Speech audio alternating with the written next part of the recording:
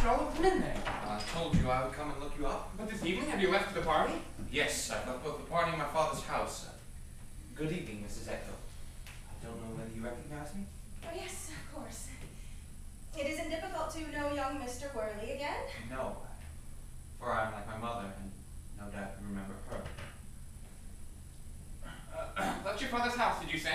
Yes, I've gone to a hotel. Indeed. Well, since you're here, take off your coat and sit down. Thanks.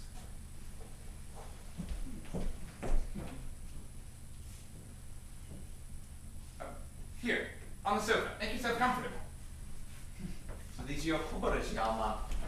This is your home. Well, this is the studio, as you see. But it's the largest of our rooms, so we generally sit here. We used to live in a better place, but this flat has one great advantage. It has such capital outer rooms. And there's a room on the other side of the passage that we can let. Oh, so you have lodgers too? No, not yet. They're not so easy to find, you see. You have to keep your eyes open. What about that beer, eh? So that is your daughter? Yes, that's our Henry. And she is your only child? Yes, the only one. She's our greatest joy. And at the same time, our deepest sorrow, Gregors. What do you mean? She's in serious danger of losing her eyesight. Going blind? Yes. One of the first symptoms have appeared as yet, and she may not yet feel it much for some time. The doctors have warned us. It is coming. What a terrible misfortune. How do you account for it? Hereditary, no doubt. Hereditary. Echel's mother had weak eyes. Yes, so my father says I can't remember her. The poor girl, and how does she take it? Oh, you can imagine, we haven't the heart to tell her. She dreams of no danger. Gay and careless and chirping like a little bird, she flutters onward into a life of endless night. Oh, it's cruelly hard on me, Gregors. Thanks. Thanks, Hedwig. No bread and butter just now. Well, but perhaps you would like some, Gregors. No, thank you. Well, you may bring a little all the same.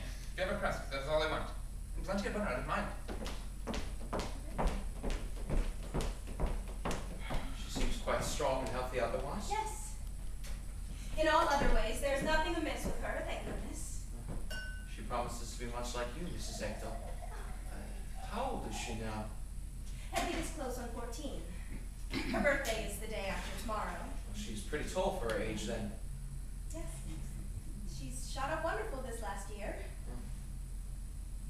Makes one realize one's own age to see these young people growing up. How long have you two been married? Oh, we've been married. Let me see. Just on 15 years. Is it so long? Yes. It is indeed.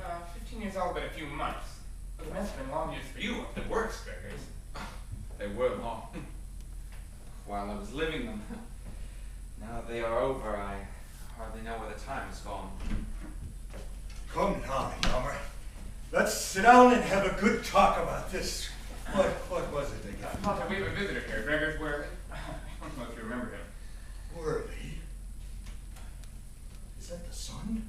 What does he want with me? Nothing. It's me he's come to see.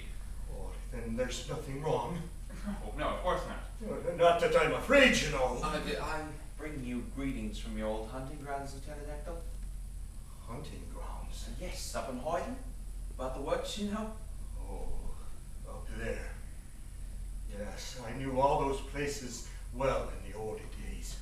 You were a great sportsman then. So I was. I don't deny it. You're looking at my uniform cap. I don't ask anybody's leave to wear it in the house so long as I don't go out in the streets with it. Sit down, Father, and have a glass of beer. Help yourself. Gregors.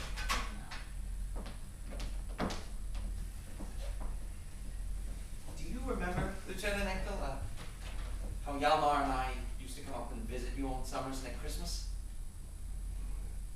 Did you? No. No, I don't remember it. But sure enough, I was a tiny bit of a sportsman in my day. I shot bears too. I've shot 9 of them, no less. And now you never get any shooting?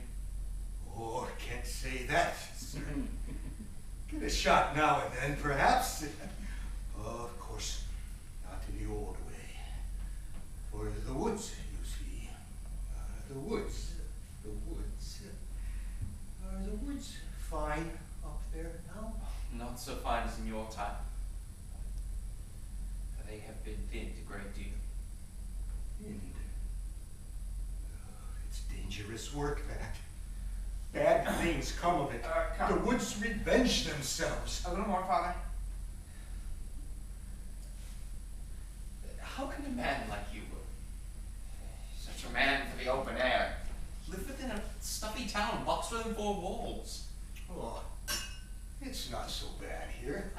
Not at all so bad. But don't you miss everything that used to be part of your very being? The free life in the woods and out in the uplands among beasts and birds. Hjalmar?